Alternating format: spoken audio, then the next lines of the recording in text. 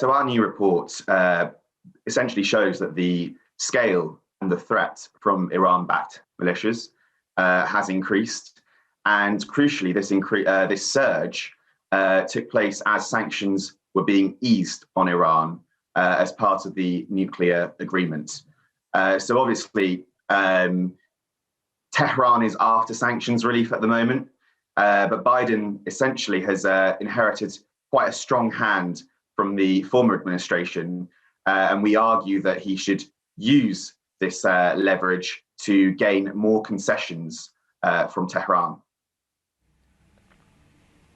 You point out in your report, though, that it's hard to ascertain how aligned non-state actors are with Tehran at this point, and a lack of evidence. How does it hold back the Biden administration if they do want to use further economic sanctions against Iran?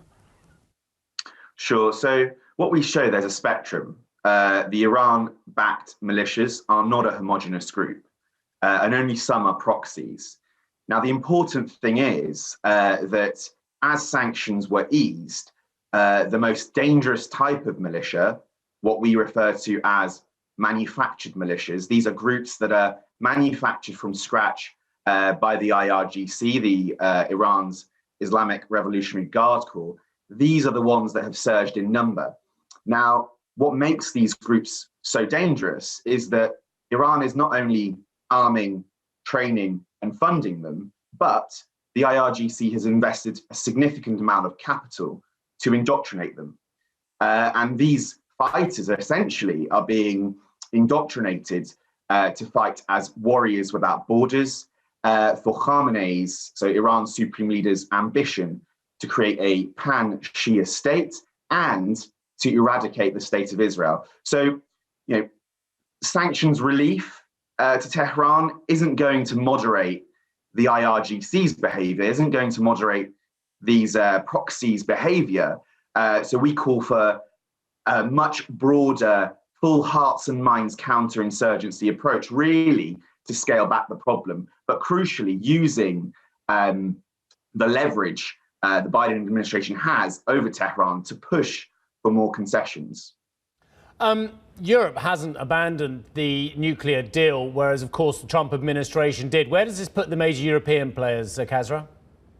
Sure. So we know that obviously there's a gap between the US and Europe, something that really increased during the Trump years. The Islamic Republic has been able to fully exploit this gap. Ayatollah Khamenei has long sought to divide Europe from the US. His West without US policy, which started in the late 1980s. So he's only really been able to achieve that recently.